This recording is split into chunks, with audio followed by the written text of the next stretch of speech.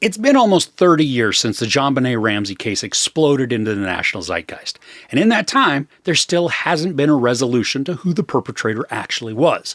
The Netflix docuseries Cold Case, Who Killed JonBenét Ramsey, looks to examine areas that may not have been widely known.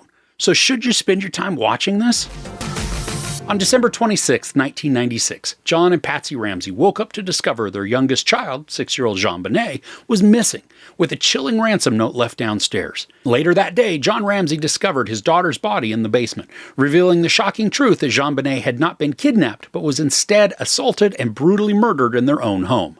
The Boulder, Colorado police, who had little practical experience in homicide investigations, quickly cast suspicion on JonBenét's family as the most likely suspects, fanning the flames of media scrutiny and largely one-sided reporting, turning the case into a national obsession. 28 years later, that obsession and finger-pointing hasn't gone away, and the murder of JonBenét Ramsey remains unsolved. All right, so when the case broke, I never paid too much attention to all that was occurring. I mean, I was aware of the media hype, and I'm sure ignorantly formed some opinions without any knowledge, but that was pretty much the exposure I had with this tragedy. So for me, watching the story play out through police footage, news coverage, and old and new interviews with family, law enforcement, and journalists, there was so much that came to light for me.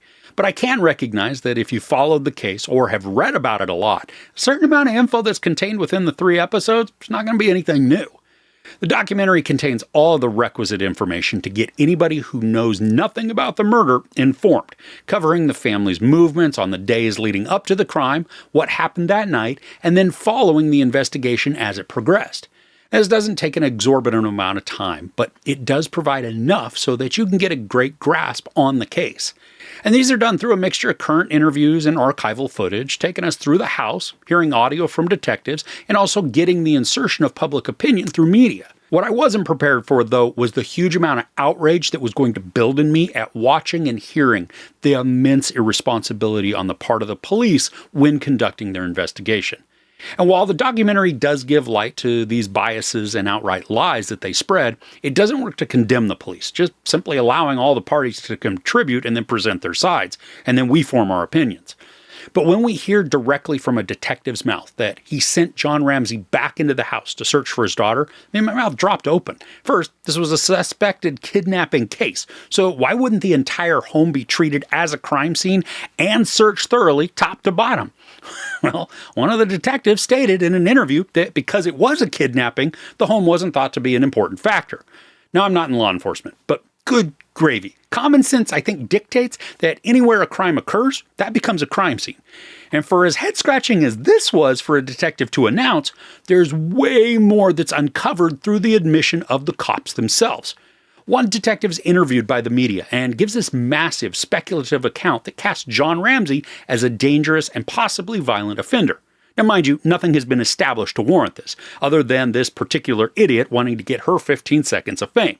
It made me want to throttle her at the thought of first how unhinged she came across, and then at how reactive she was in the absence of any threat. I mean, I'd hate to be a person of color around this chick because she certainly gave off the vibe that she would empty her clip and then maybe ask questions or get a little bit of clarity on a situation after. There are account after account of these types of speculative and conjecture-filled guesses that the police had, creating a ton of confirmation bias, which they would then double, triple down on, even when the evidence completely exonerated the family.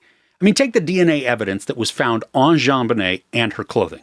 The mom, dad, and brother all gave samples of DNA, and those were tested against the evidence. Zero match. And yet, the police first wouldn't release that info, but then would also keep pursuing the family instead of searching out other avenues that would be supported by the evidence. There's also a very frustrating and maddening interview by a journalist who helped spread misinformation for the police. He took what was given to him by a source, without any corroboration, ran with it and published it, which a few of the items turned out to be wildly inaccurate. The police also used this tactic to leak info.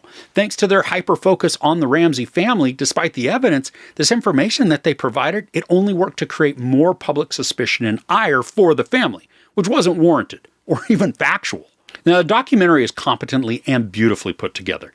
The information is laid out so that it's cohesive and mostly chronological, but all of what's presented comes from the interviews. And while I appreciated getting the perspective of John Ramsey and those of his family that would participate in the documentary, the eye-opening, even damning info came from the police and journalist interviews that were recently conducted. Some could admit where they made mistakes. Others remained steadfast in their beliefs that regardless of evidence, their actions were warranted and right. Now, something I didn't know about at all was the involvement of an investigator who raised so many intriguing points and discoveries from the crime scene photos, interviews, and then all of the evidence that was collected. He was never convinced that the family was responsible, and he spent literally the rest of his life trying to solve the case. Now, the largest weakness of this docuseries is that there still isn't any resolution or convictions. We're shown some recent investigations that uncovered disturbing information, but never resulted in finding the killer. So at the end, we've seen a well-produced and comprehensive account put together about this heinous crime. But we're left with the frustration of watching injustices occur left and right by law enforcement, and then public outrage fanned by sensationalistic media, to then see the family relive the devastation without any sort of conclusion to the case. It's kind of a traumatic watching experience, because we know the villain gets away. So really, all of this does is to just serve our curiosity with the small hope that maybe new information will come to light through the exposure of what went on behind the scenes. Now, on a positive note, or at least a satisfying one, there are a couple of times where the family sued entities for defamation and they won. Now, this doesn't change the hurt and the harm that was done to their psyche or reputations, but hitting corporations in the pocketbook, it's pretty gratifying. So all in all, while this is an intriguing and detailed docuseries filled with past and excellently captured present interviews and archival footage, the information is mostly a rehash of what's been out in the public sphere already. I do appreciate the insight and exposure to the biases and abhorrent practices done by law enforcement and media, but this doesn't move the case any closer to being solved. If you're into true crime, this is captivating, also intensely aggravating. But if you're not into true crime, this will probably only work to reduce your faith in humanity. There's no sex or nudity, some profanity, and terrible descriptions of violence, including sexual assault. Now, as a reminder, I don't give couch ratings to documentaries, but Cold Case, Who Killed JonBenét Ramsey, it's informative, if not maddening, and worth the time to check out. I'm curious how much of this case you're familiar with, and whether or not this uncovers anything new or noteworthy for you. Let me know in the comments below. If you enjoyed this review, please give it a like. Also, don't forget to share and subscribe. I'm Chris. This is Movies and Munchies. Thanks for couching with me.